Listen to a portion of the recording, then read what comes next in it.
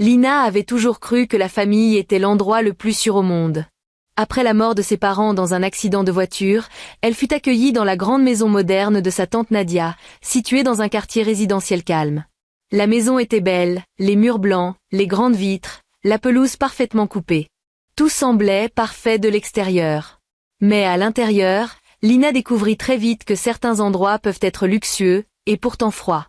Sa tante ne la considérait pas comme une nièce, mais comme un poids. Et ce que Lina ignorait encore, c'est que quelqu'un, quelque part dans cette même ville, cherchait désespérément la fille qui avait changé sa vie sans même le savoir. Au début, Lina faisait tout pour être acceptée. Elle aidait à la cuisine, nettoyait la maison et s'occupait même du petit chien de sa cousine Clara. Elle espérait qu'un jour sa tante lui dirait simplement merci. Mais cela n'arrivait jamais. Chaque matin, elle se réveillait avant tout le monde pour préparer le petit déjeuner.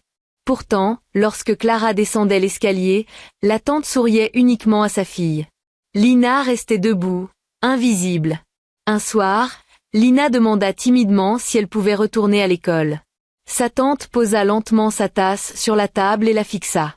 Elle expliqua que l'argent servait d'abord à sa propre fille et qu'elle n'allait pas gaspiller pour quelqu'un d'autre. Ce jour-là, Lina comprit qu'elle n'était pas considérée comme un membre de la famille mais comme une obligation. La nuit, elle restait souvent devant la fenêtre de sa petite chambre mansardée. Elle regardait les lumières de la ville et imaginait sa vie autrement. Elle rêvait simplement d'étudier, de travailler et de devenir indépendante. Mais chaque matin, la réalité revenait. Elle nettoyait pendant que Clara sortait avec ses amis. Un week-end, une réception eut lieu dans la maison. Beaucoup d'invités élégants arrivèrent. Lina servait les boissons en silence.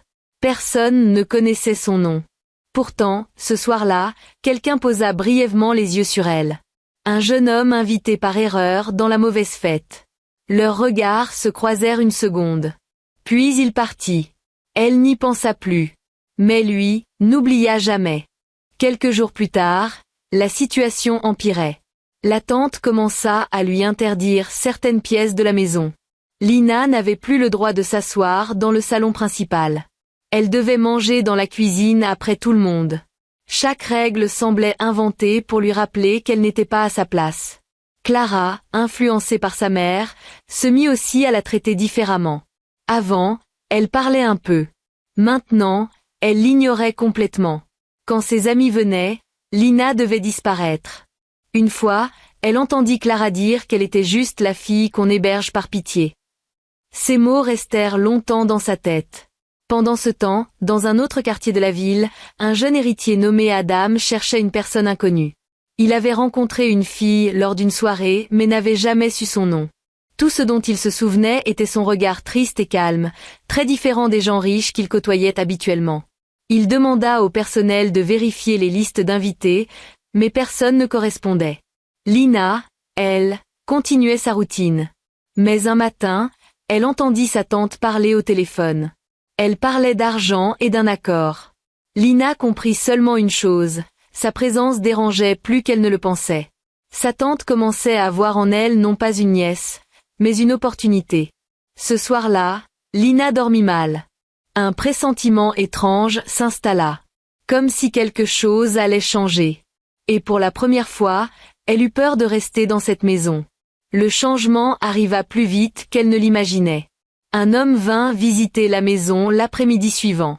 Il ne ressemblait pas aux invités habituels. Il parlait doucement avec sa tante dans le bureau. Lina passait avec un plateau quand leurs voix s'arrêtèrent brusquement. La porte se referma. Plus tard dans la soirée, sa tante entra dans sa chambre avec un sourire inhabituel. Elle lui annonça qu'elle avait trouvé pour elle un travail dans une autre ville. Elle expliqua que ce serait une chance pour elle de devenir indépendante. Lina voulait poser des questions mais la conversation était déjà terminée. Elle sentit que quelque chose n'était pas normal. Aucun contrat, aucun détail. Juste un départ prévu le lendemain matin. Elle tenta d'appeler une ancienne amie de ses parents mais sa tante lui retira son téléphone prétextant qu'elle devait se reposer. Pendant la nuit, Lina ne dormit presque pas. Au lever du jour, une voiture noire attendait devant la maison. Un homme chargeait une valise. Sa tante lui donna un manteau et évita son regard. Aucune émotion, aucun adieu. Lina comprit alors Elle n'était pas envoyée travailler, elle était simplement débarrassée. La voiture démarra lentement. Et au moment précis où elle quittait l'allée, quelqu'un reconnut son visage. La voiture noire roulait lentement dans la rue résidentielle bordée d'arbres.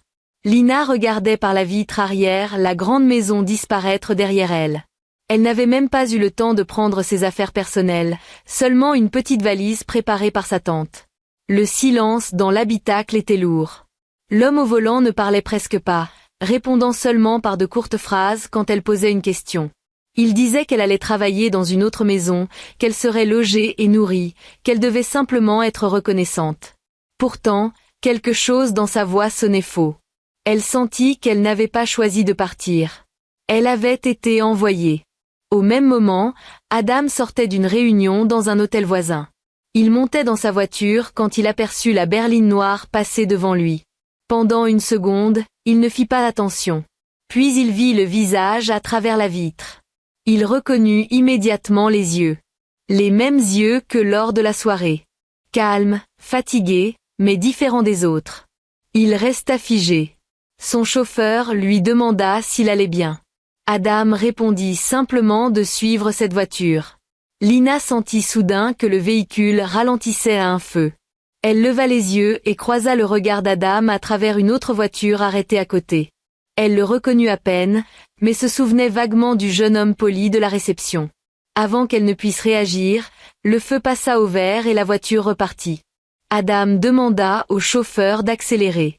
Il ne savait pas pourquoi, mais il était certain d'une chose, cette fille n'avait pas quitté la maison volontairement. Quelques minutes plus tard, la berline noire s'arrêta devant un immeuble ancien dans un quartier éloigné du centre. Lina comprit qu'elle n'allait pas travailler dans une belle maison. L'homme sortit et lui demanda de descendre.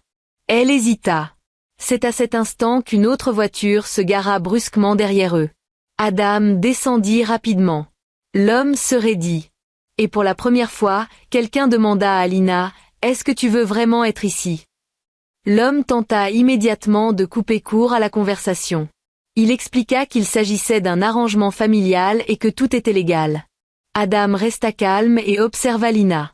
Elle serrait la poignée de sa valise comme si c'était la seule chose qui lui appartenait encore. Elle n'osait pas parler, mais ses yeux répondaient déjà. Adam comprit qu'elle avait peur de dire la vérité devant l'homme. Il proposa simplement d'appeler la police pour clarifier la situation. À ces mots, l'homme changea d'attitude. Il devint nerveux et tenta de convaincre Lina de rentrer dans le bâtiment. Il lui rappela que sa tante avait signé des papiers. Lina réalisa alors qu'elle avait été échangée contre de l'argent. Pas envoyée travailler, mais cédée. Sa gorge se serra. Adam demanda directement, « Tu peux choisir. Monter avec lui ou partir. » Le silence dura quelques secondes, mais pour Lina ce fut la première fois depuis longtemps qu'on lui offrait une décision. Lentement, elle fit un pas en arrière et se rapprocha d'Adam. L'homme soupira, remonta dans la voiture et partit sans insister davantage. Il savait que la situation devenait risquée. Lina resta immobile. Elle ne savait pas quoi dire. Adam lui proposa simplement de la ramener en ville et d'appeler quelqu'un de confiance. Pendant le trajet, elle raconta toute l'histoire. La maison, l'école refusée, les règles, puis la décision soudaine de partir. Elle n'accusa pas directement sa tante, mais les faits parlaient seuls. Adam resta silencieux. Il comprit qu'elle n'avait personne d'autre. Il lui proposa alors de rester quelques jours dans un appartement appartenant à sa fondation caritative le temps de régler la situation. Lina accepta avec hésitation. Pour la première fois, elle n'était pas obligée d'obéir. Elle choisissait. Et pour Adam, ce n'était plus une coïncidence. Cette rencontre avait un sens.